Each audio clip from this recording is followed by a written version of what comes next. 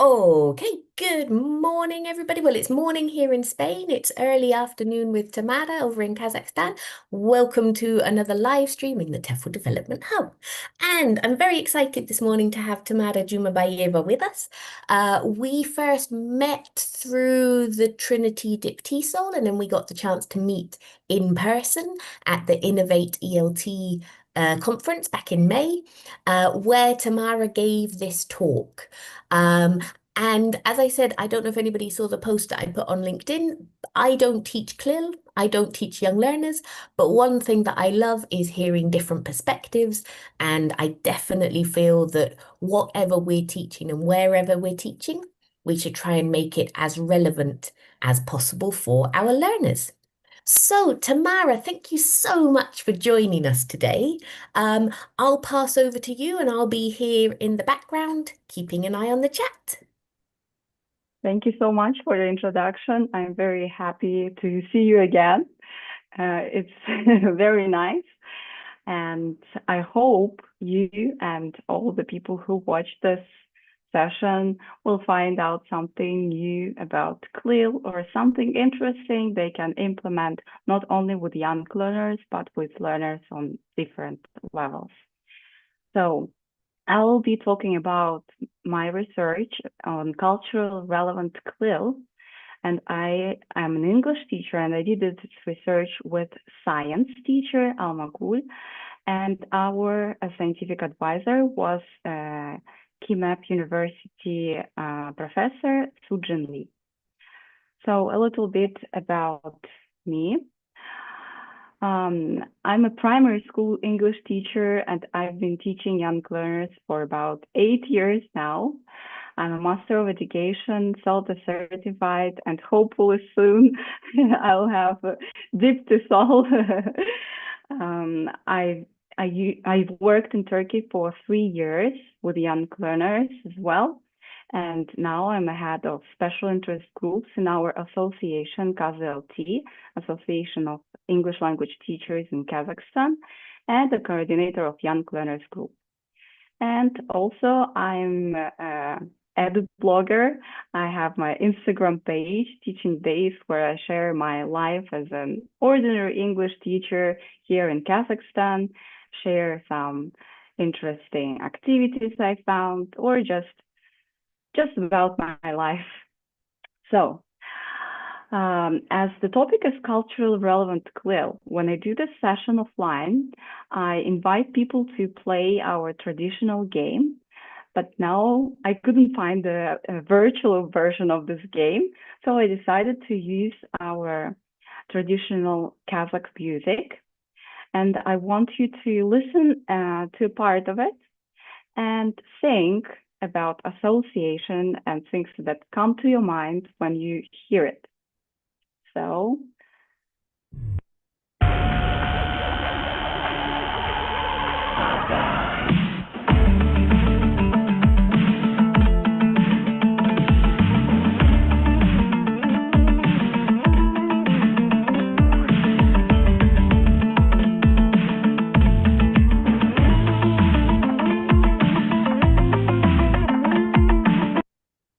okay. What did you feel while listening to this song? I loved it. It's got some awesome, sick beats in the background. And then I was trying not to watch the video at the same time, but I just had this idea of like a guy with mad fingers, just like somebody who's really passionate about the music, has a real talent for the music. Um, and it would be interesting, you know, it, with me saying, it had these sick beats, is that the kind of really traditional music, or is it how they're trying to kind of make it more culturally relevant to today's generation as well? It's quite an old one. It's very energetic, and as you can see in the video, there are some warriors, and maybe people used to use this song to motivate. So when I listen to this song, I definitely I'm biased by our culture, and I imagine warriors, very strong men, etc. But as a teacher, if there are Kazakh people from Kazakhstan watching, I guess for everyone the picture changed, and now it's the image of school and children running to the hallways after the class, because Kazakh schools use this song as the bell. So when it's recess time, children like warriors run out of the classroom and it gets noisy and funny. Um, so about culture, let's get back. It's a Kazakh traditional instrument called dombra, and it has only two strings. So people, very cool musicians, as you said, can make the sounds and the beat only with two strings. So remember, this information we will need it by the end of the session. Um, so about the school I work in, so this is a private STEM school, as it's called Quantum STEM School, and as you can see from the name of the school, science, technology, engineering, and math are our core subjects. But English plays the huge role because the older our students get, the more subjects they study in English. But from the very first grade, they have some subjects already being taught in English. And it starts with zero level of English and already mathematics in English. And I'll share how we do this. A little bit about atmosphere of the school. I think it's a very cool place, and to my surprise, I've been working there for 5 years. Usually I change to workplaces because I get bored or I want to do something else, something new. But Quantum is a very cool school. There are a lot of professionals who motivate me. We support each other. And I love the atmosphere that students really enjoy going there.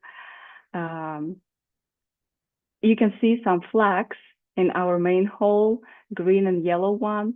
It's like from Harry Potter film. We have 4 houses, and all the students and teachers are in the house. So we are kind of grouping. This is our tradition. And I tell this to all the teachers from all over the world. Now we have a well-being department, both for students and teachers. And our cool well-being department arranged a room for teachers where we can go and relax in silence, in darkness. And there are 3 massage chairs. So when I have break time, I just run there, take 10, 15 minutes just to calm down and then go back and have fun again. So cool place to work and to study in. And now about academic part. As I teach in primary, I'll share you the information about primary school curriculum. So English is taught 5 hours per week, and it is taught through soft CLIL. And also we have some hard CLIL subjects taught in English, like Singapore math, 4 hours per week, Singapore science and engineering, 3 hours per week. And they're called Singapore because teachers use Singaporean methodology, which is considered to be one of the best and the most effective ones. And last year we had a new subject called Global Perspectives, once a week. And from this year, we will also have Cambridge Humanities. So as you can see, a lot of English inputs through soft and hard CLIL. And a quick reminder, the soft CLIL is when we teach language using the content, like we can use mathematics to teach past simple or music to talk about adjectives or adverbs. And hard CLIL is vice versa, when we teach the content using the second language. In our case, it's English. So I want to tell more about English and how we teach it. We use cool materials, course book called Oxford Discover by Oxford University Press. I really love this book because it gives students a lot of chances to communicate and it develops their critical thinking skills. And it's not like a boring book when it's quantifiers and we talk about food. Can we count sugar or rice? So it gives something else, more interesting for me, the teacher in the first place. So, for example, here you can see the grammar topic was may and might for future statements, and we use physical science, like where does energy come from? It was very interesting for learners to talk about something else. And remember, we have science lesson, and maybe they learned something about energy already, and now they feel that they can use their existing knowledge to learn something else. Or, for example, comparative and superlative adjectives. Here we talk about different cultures and about music, some crazy instruments here. Like sometimes I have to do a lot of research on the words that I have to teach, like djembe, and I was like, oh, what is this? I have to Google it, and I see, oh, that's kind of drum. And then I go to my learners and behave like an expert. Oh, don't you know this is a drum?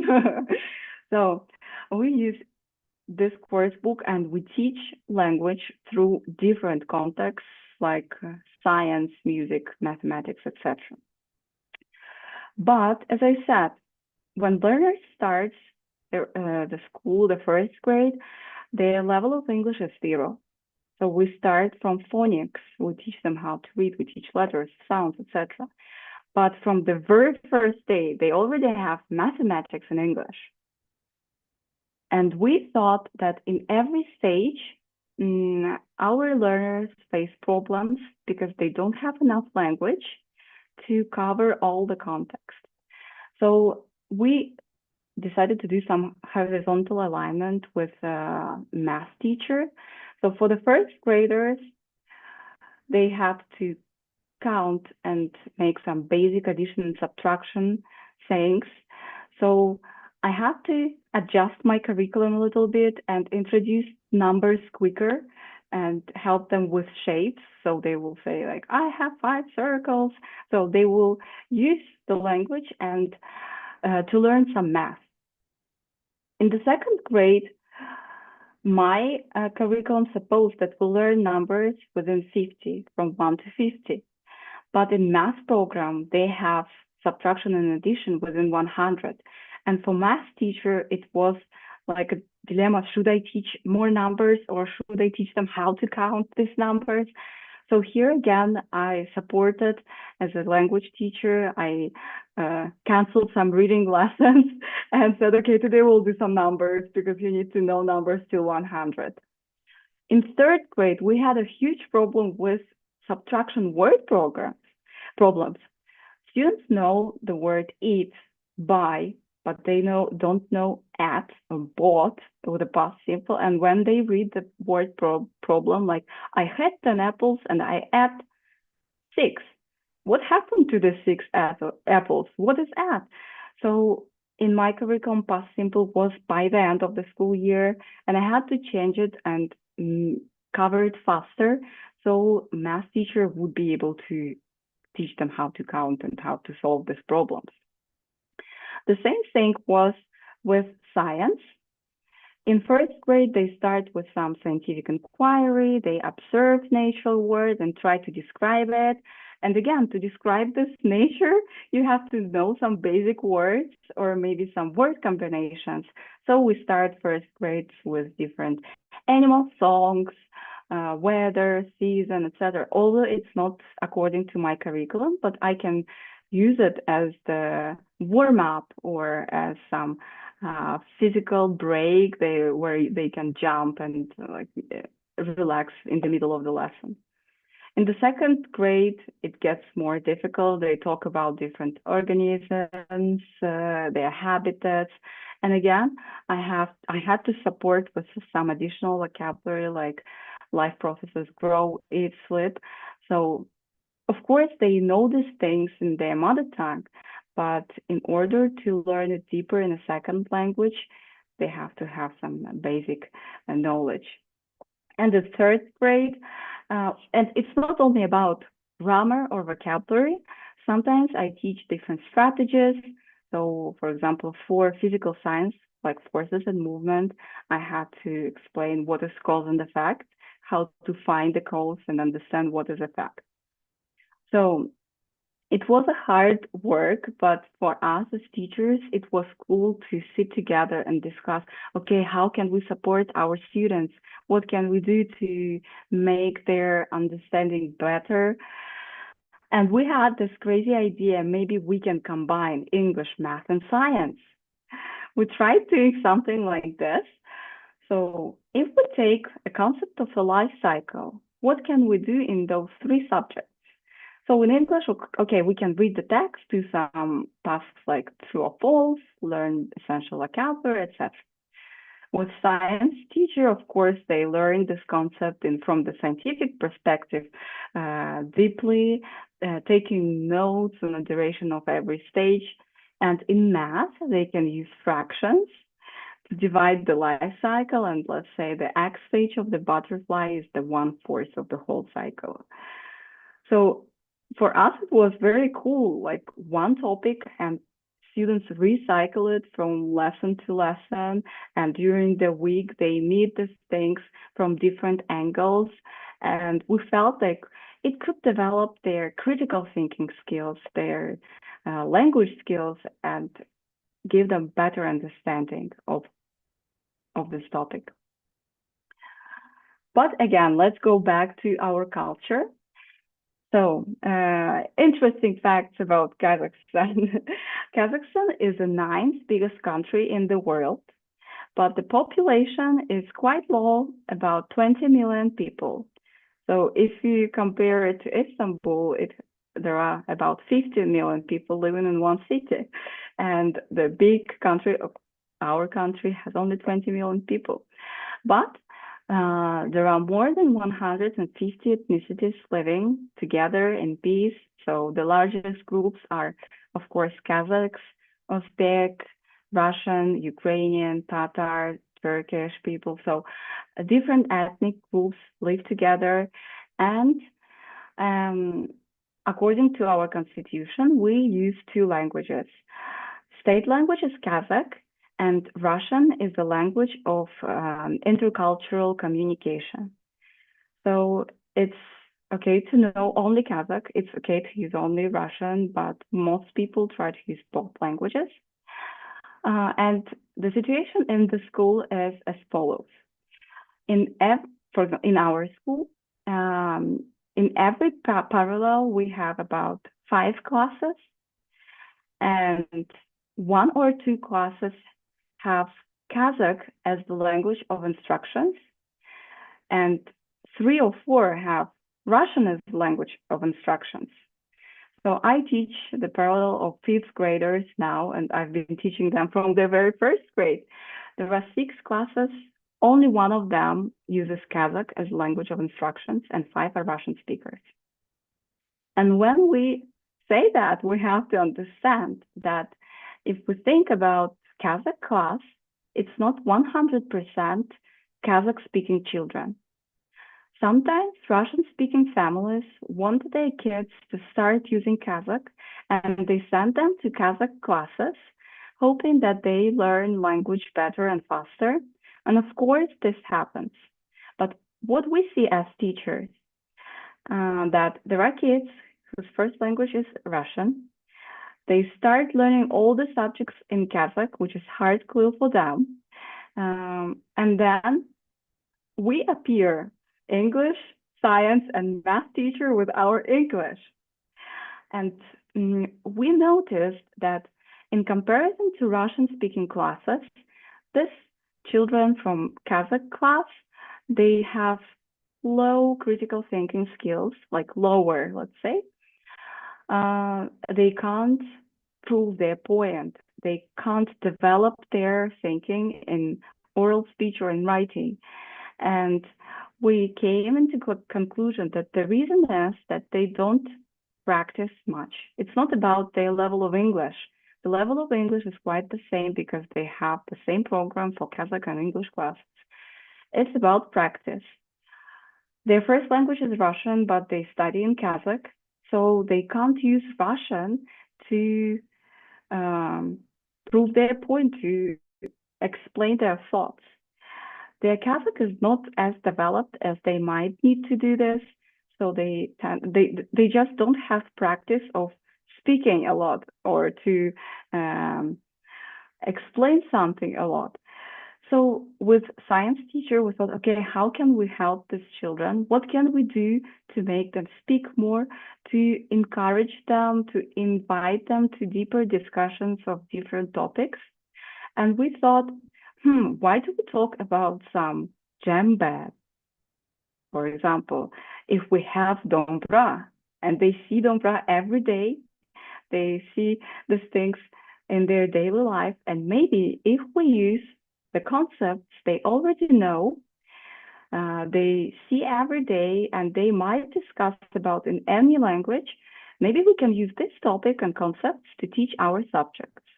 So the idea of cultural relevant CLIL in our practice appeared. And we decided to start this action research to check. The purpose was to check the effectiveness of cultural relevant CLIL for our fourth graders studying in Kazakh class. And we wanted to check if the incorporation of our local culture influences and gives some positive outcomes in their learning and in language acquisition and the understanding of scientific concepts. We had 3 questions. Will it help understanding scientific concepts? Will it help me as a language teacher to develop their oral communication skills especially, and maybe some vocabulary as well? And what obstacles and what advantages will we have by the end of this research? So our initial perspectives were as follows. So we knew that this class needs more scaffolding, and now as we change their like the things they're used to, their book, or we add some more materials or adapt them and use a lot of culture. Now we will have to adapt even more and use more scaffolding. Also, we thought, oh, poor babies, they're 10 years old. They study in the full day school from 8 a.m. till 5 p.m. Some of them leave even later because they have extracurricular activities. They have a lot of subjects, and now we come with English, with content, and with culture. Will their brain burn or explode? Will it be too much? So it was our main concern. Will it cause some cognitive overload? But we were positive about strong family involvement in education.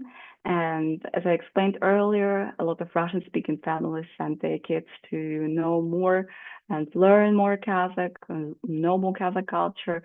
So we saw the support of parents, like, oh, you will use some Kazakh things in English lesson? Cool, do it. We hope that it would improve their critical thinking skills. And this class is the noisiest class. They are very friendly. One of the friendliest class, which makes them very noisy. They want to play all the time. They play not as small groups as we are used to see, as the whole class, all 20 people play one game, and it can get very noisy. And we hope that using some traditional things, things they know, will help with their behavior and classroom management. So this were our assumptions. So about challenges and how we try to adapt. So it's even though we're in Kazakhstan, it's very difficult to find age-appropriate materials which will correspond to our topic. Like I have to teach past simple, and I want to use some traditional food, for example. How can I combine? So we have to simplify a lot of materials, add scaffolding, add some pictures, diagrams, so support young learners and help them understand fully. we had to keep the balance between language difficulty with the content demands. And here we're lucky that we're in Kazakhstan and we could use a lot of realities and visuals. We could take something from home and would text in the chat to colleagues, "Hi, do you have traditional plates or something like this?" So it was very easy to find. And we had a question about assessment. Now, as we add some cultural concepts, should we assess understanding of Tao? Or no, we just use it as some background support. So, what we did every week with the teacher and with our scientific advisor, we would meet every week and we would do this table. So I write my objectives for the week as a language teacher and think of the ways to add some culture. Science teacher does the same. Then we think, is there some points we can match two subjects together? And then Dr. Lee helps us with more ideas. So for example, for me, it was how we measure time. There was a nonfiction internet article about time and the earth with a lot of diagrams. And then there was a realistic fiction text about a girl whose mom went to Japan. The girl got sick and she couldn't call her mom because of the time difference. So I thought about the culture, like, okay, talking about time zones, that in the world, people do different things at this point of time because the time is different. And also, it was in the news recently in Kazakhstan, maybe a couple of years ago, or last year. Like Kazakhstan is the ninth biggest country in the world. It's very big. And our government decided that having one time zone is a good idea. So one part of the country wakes up at 3 a.m. because it's already sun and the day starts at 3 a.m. for them. On the other part, when they go out of work at 5 p.m., it's already dark night. So changing this time zone and making us live in the one time zone caused a lot of difficulties. And I was sure that kids heard some talkings about this from the news or about when their parents were complaining about this or discussing. So I could use this as the cultural context. For science, they were talking about solid, liquids, and gases, space of matter, and science teacher used traditional food and other materials like shubat is our traditional drink. It's it's camel milk, if I'm not mistaken. Yeah, and we could say like, okay, this is liquid, but our traditional kind of cheese curd, it's solid. So we thought, okay, how can we combine it? Or maybe we can use different medicine from this text about the girl. Okay, pills are solid, hot tea is a liquid, so something like this. And we did it every week. We would meet after the classes and plan it for the next week. What can we do? How can we incorporate some cultural elements? And actually, it helped a lot because students would, again, recycle the same thing for more times, not only 5 hours per week with me, but also extra 3 hours with their science and engineering teacher. And for science teacher, she has only 3 hours to cover some like states of matter. It's something huge for young learners.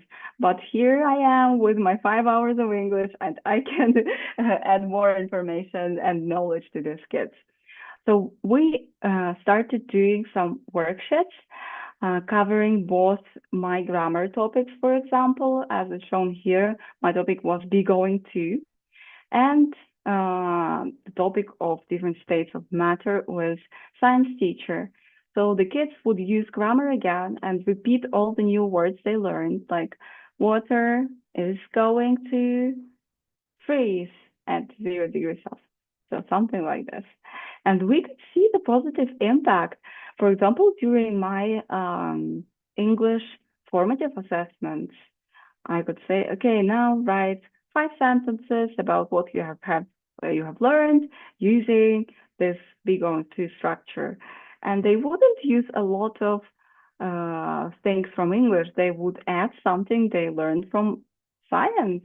And sometimes I would read their papers like, how do you know this? You are too small. It's too clever for you because it's science. Oh my God. And then I find out that they learned it from science lessons. Um, and children were very excited. So this was about our perspective, teacher's perspective. It was very helpful. We could recycle the same topic for many times. It helped with assessment. Children were able to use the language and understand the science deeper. But what about kids? So they really enjoyed this.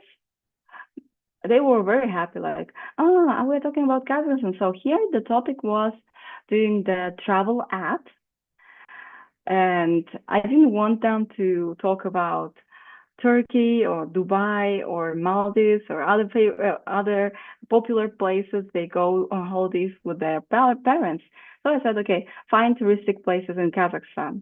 So they had the research and made some posters. So this is a city in Kazakhstan called Kokshetau, and the city is popular by ice cream factory. So they took the wrapping of the ice cream from this factory and put it on the poster. And they were very happy, like, oh, this is my favorite ice cream. And I know now that it's from this city. So here we talked about energy, clean energy, and renewable, non-renewable energy. And these things they see in our city, but about clean energy. Uh, Near our school, there is a small park, and I noticed that there are street lamps with solar panels. So I told them like, okay, now when you walk or you go home, look around and maybe you'll see something from some sources of clean energy. And within the week, they would come back and see, teacher, I saw solar panels. I didn't know they exist in Kazakhstan. So they could see that the things to learn is not something abstract, but the things they could use and see in their daily life. Here is again about instruments, um, some information about dombra, and all dombra has 2 strings, and it's a very relaxing instrument. Dombra made on Amelia Koshabayev. I really don't know this information. So, and I see that the girl tried to say like this man invented or made this instrument, but she wasn't sure was it because we teach them check the sources. Is it like 100% information? And here she wasn't sure, so she said, I don't really know if it's true. And she informed me with that. So about musical instruments, again, we had children who could play traditional instruments, and I asked this boy, who is a great player, to take his dombra and play. Now let's listen and see the reaction of his classmates.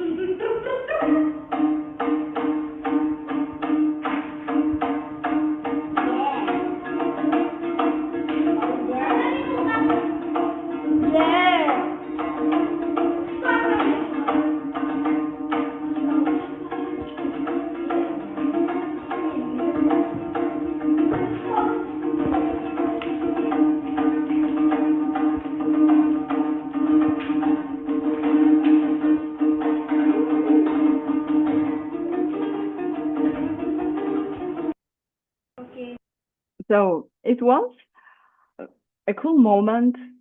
Like it was Valentine's Day. They were doing crafts for people they like, and we had this chance to play traditional music instrument. And this boy, as a new student, he arrived to the school only this year, so during the fourth year. And for him, it was a great chance to shine. He was the main star, and you could see his classmates like dancing and vibing with the song. So sometimes we think that students will not understand traditional things. So this instrument is boring. They love pop music or K-pop or something else. But as you can see, it's not true. They still have this ability to enjoy every moment because they're kids. So also it helped with critical thinking skills. So here comparing and contrasting different instruments with Venn diagram. Yeah. So here, and we could see that their language is pretty good here. Like flute has one tube, usually made of metal. Also, the impression they use a lot in their science lesson. So it's made of something that it's made of this, it's made of this. So I could track now that they learned it during science lessons and now they use it in English, so it works. Played in Peru, etc., etc., etc. So it was very helpful. This is from science lesson. The task was to make a map of our city, not some random map or magic map of the city, and show different types of force like magnetic force, gravitational force, push, electric force, etc. I don't know many of them, or at least the names, and I learned this from this map. So this is our school, the name of the street, and they showed like the car goes with push force, apple falls with gravitational force, the biggest magnet. Well, it's some extra information from the imagination that we have a biggest magnet next to our school, and a big like banner electrical by our products. Another map, so they used some extra materials, and the main point here is the toilet with the push force. Like you can see that they understand what the push force is. And here it's a person who took the pen and moves the pen on the hair and produces some electricity. Also something they used to discover electrical force with their teacher, so it stayed in their brain and they used it in their picture. So about the impact on students and teacher growth. So students show better retention and increased participation. Because when we talk about random things or things they don't really know or are not really interested in, they tend to hide, to keep silent. But here we bring in some traditional game. And first question is like, we will play this game with grandpa and we will play it at school. It's amazing. They showed greater willingness to speak English, especially during culturally meaningful tasks. And actually, the interference of their first language was much lower. Again, maybe because they were so engaged, they would forget switching the languages. And again, they were really engaged. But there was a point like we had this project and this research for about 6 months. At first, they were very excited, like, oh, we are talking about Kazakhstan. But by the end of 6 months, they were like, are we talking about Kazakhstan again? Why should we talk about Kazakhstan every lesson? So they were like wondering why, what's wrong, what happened? Because during 3 years, like 3.5 years, we had zero cultural elements, and now both English and science teacher went crazy, and now they use only Kazakh things. But again, it wasn't said in negative way. They were just wondering, like, why Kazakh again? Why Kazakhstan again? So why? Uh, so for teachers, we gained confidence through collaboration and reflection. Although we are sitting in the same teacher's room, we teach the same classes, and we have a lot of chances to speak, discussing, planning together, uh, and sometimes we helped us noticing even small um, differences in learners who were like very reluctant to participate or who felt overwhelmed, etc. And we would guide each other and help each other. So this collaboration was very valuable and meaningful. And we got a lot of insights how CLIL can transform learning to be more connected and more student-centered. So let's go back to Dombra. How? So we listened to the song. Let's think, how can we use it to teach English? So you play traditional songs. What concept or what grammar topic can you cover? If there is someone in the chat, you can text, or it's a question for you, Teresa. What can you teach using traditional music? Yep, we've got a few people watching, so I'll keep an eye on the chat in case anybody else has any ideas. I mean, off the top of my head for music, thinking about that age group, um, uh, I mean, likes and dislikes, that's probably a little bit simple for them. Um, Possibly as well feelings, kind of how different Mm-hmm. types of music make you feel. Um, yeah, I've just got to say as well, because obviously I've been listening in. The kid on the dombra, he was amazing, and I like I said, two strings. It's Yeah, incredible what like the sounds that the instrument can produce. It's really wonderful. Yeah. and he's a professional. He goes to music school, so that's why he's quite a pro. Um, my idea, like emotions, is a good thing. Perfect. Yeah, we can play different songs. Like I use this classical music do do do do, and they're like, oh, I feel scared, and then something else, and they're like, I feel happy. It might be present continuous. Like I asked, what do you imagine? And we can say like, I imagine that people are dancing and they are walking outside, something like this, and many other ideas. So let's take other countries. So you are now in Spain, in Barcelona. Let's take what is like very popular in Spain. Paella, food. What can you teach? What language topics can you teach using food concepts? Um, well, I mean, it's something that we kind of avoid teaching, but actually a lot of our learners really like recipe instructions. Mm-hmm. You know, it's one of those things that we often end up just giving them a list of kind of add, mix, stir. But actually, if you could do it in an environment where you could be making something and giving them Yeah. the instructions as you're going through. I don't know if anybody's seen it, but somebody posted it on the TEFL Development Facebook group. Um, and it was a teacher, and she'd got her students to write a process of making a peanut butter and jelly sandwich. Ah, yes, yes. Yeah. And then she reads out their work, and it's like, okay, so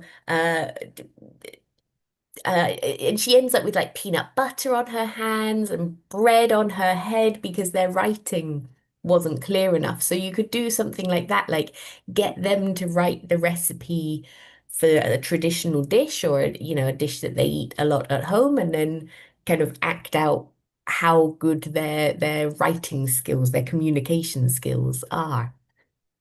Yeah, and although you are not a science teacher, let's think what scientific topics can we teach using food again?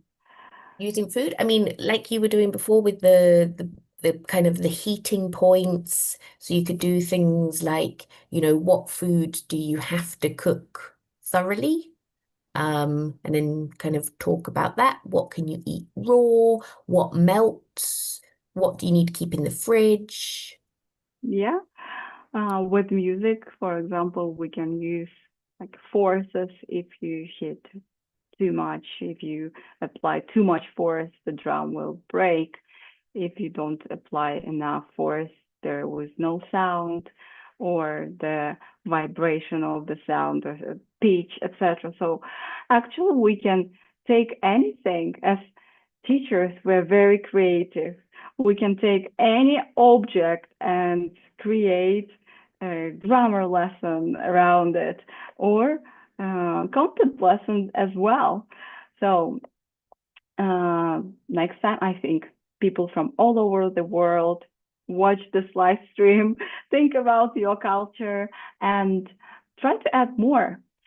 So currently, we're working on the paper about cultural relevant CLIL. But before we, like in the beginning, I showed how we were like supporting each other, combining the lesson and straightening understanding through targeted English lessons. This research lesson study report is available, so you can scan the QR code and read if you're interested in this topic. And I think that's quite it. Again, the QR of my Instagram, my email. So if you want to find out more about Kazakh culture, about CLIL, or just about me, feel free to text me. And I think it's time for questions. Yeah, fantastic. I mean, I'll do the QR code, I'll add the link to the show notes as well, so that people can kind of access it quite easily. Fantastic. So we haven't had any questions come in on the chat. For those of you that are watching, if you've got anything, pop it in the chat now. I had a couple of questions. So this is the research that you've been doing through this academic year. Do you feel that all of this planning that you've done, will it be reusable for next year?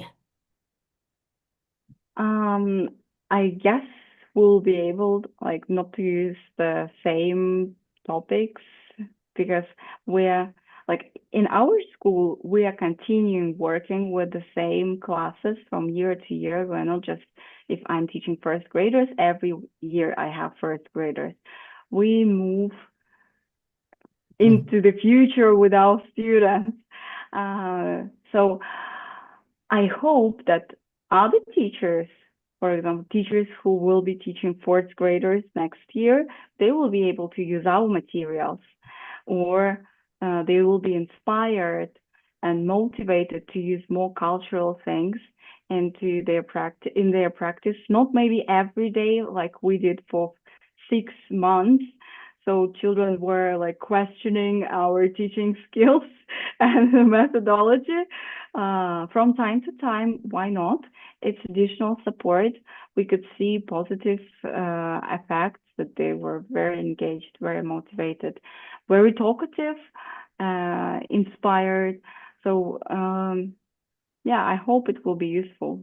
Mhm. Excellent. And you mentioned as well at the beginning the strong family involvement. With your work with this CLIL and teaching bilingually, do you provide extra support for families so that they can help their children with their homework? Well, we don't have homework because Oh, it's a full, it's like but we have special rules. It's the full day school. So in primary, they have about 8 lessons per day, and the last lesson called homework. So it's 40 minutes where they can do homework with the help of their classroom teacher. Usually, and we have other rules like if I want to give homework as an English teacher, I can do it only on Thursday, for example, and it must take no longer than 10 minutes because students are already overwhelmed, and according to sanitary norms, it's it's better for them to relax after school, go outside, play with their friends. But many parents who are interested in academic success of their students, they ask us to provide extra materials. So all the things that we covered in our program of school, where parents can look at the topic, see the slides, pages covered again. We sometimes add some links on word wall, for example, so they can prepare for summative assessment using those materials. But talking about family involvement, it's more about support, psychological, not academic one. And in this class, especially, we had very cool parents who really liked the idea that the students will be participating in the research.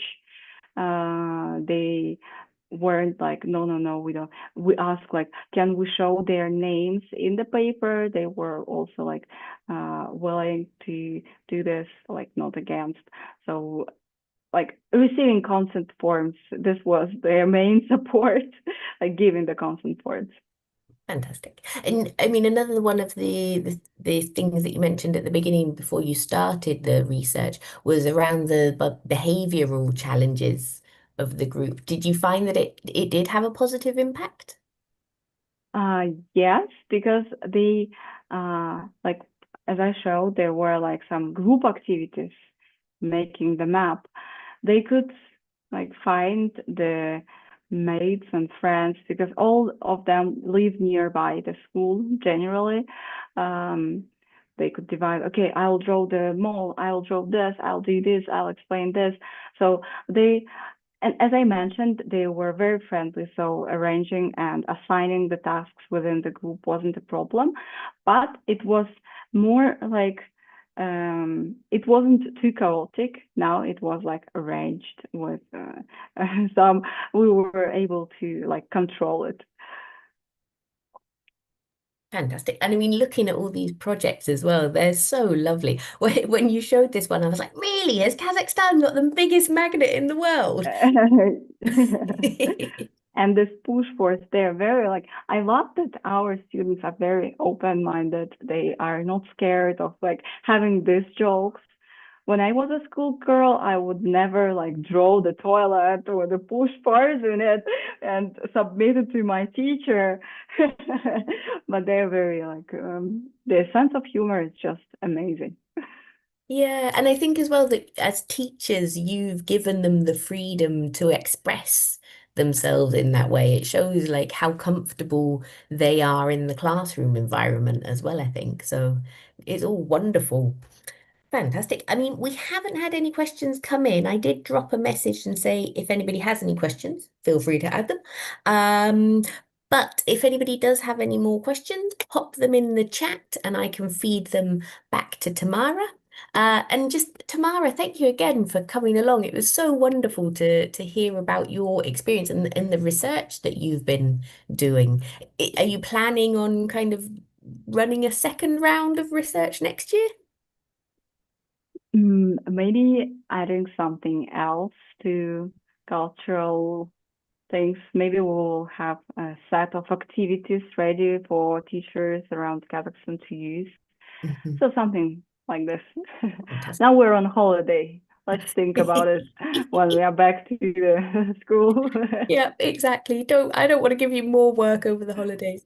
Awesome. Well, again, thank you so much, Tamara, for joining us. Thank you for everybody who's been watching live, and I'll be back again in another couple of weeks with another live stream on the YouTube channel. See you all soon.